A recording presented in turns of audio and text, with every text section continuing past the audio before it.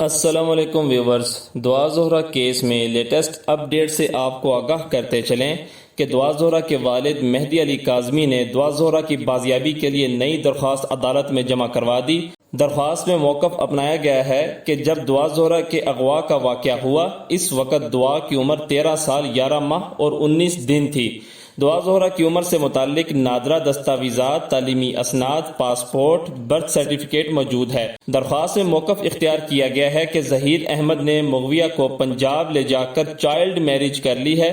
نکاح نامے پر تاریخ 17 اپریل درج ہے اور عمر 18 سال ظاہر کی گئی ہے تاکہ نکاح کو جائز قرار دیا جائے۔ مہدی علی کاظمی کے وکیل نے درخواست میں موقف اپنایا ہے کہ 7 مئی 2022 کو دعا زہرہ کی بازیابی کی درخواست سندھ ہائی کورٹ میں دائر کی تھی۔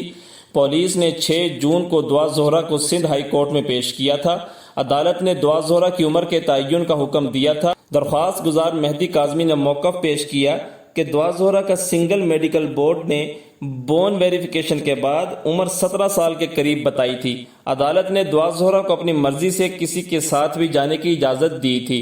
درخواست میں مزید موقف اپنایا گیا ہے کہ نئے میڈیکل بورڈ کی رپورٹ کے مطابق دعا زہرہ کی عمر 16 سال سے کم ثابت ہو چکی ہے۔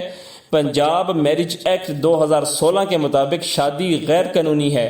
مغویہ کے ساتھ اگر جنسی زیادتی ثابت ہوتی ہے تو ملزم ظہیر کے خلاف کارروائی کی جائے۔ درخواست میں عدالت سے استدعا کی گئی ہے کہ 14 سالہ کم عمر دعا زہرہ کو بازیاب کرانے کا حکم دیا جائے۔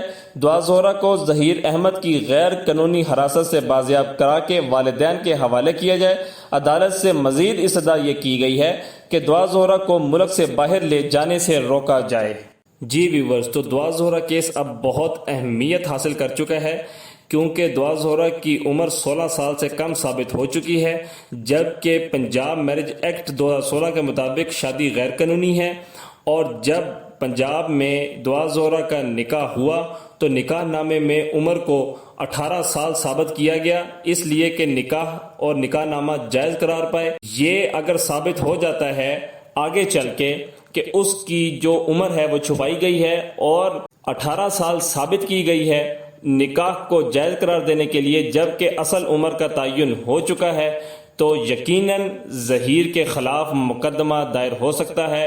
ظہیر سلاخوں کے پیچھے جا سکتا ہے اور ظہیر کے جتنے بھی معاون ہیں، خواہ اس کی فیملی والے ہیں، اس کے بھائی ہیں، جو بھی ہیں، وہ سارے کے سارے سلاخوں کے پیچھے ہوں گے، اور وہ مولوی جس نے نکاح پڑھایا وہ بھی سلاخوں کے پیچھے ہوگا۔ اس کیس میں آگے چل کے اگر فیصلہ آتا ہے تو ظہیر اور اس کے ساتھی بہت سارے لوگ اس ایک کیس کی وجہ سے سلاخوں کے پیچھے ہوں گے۔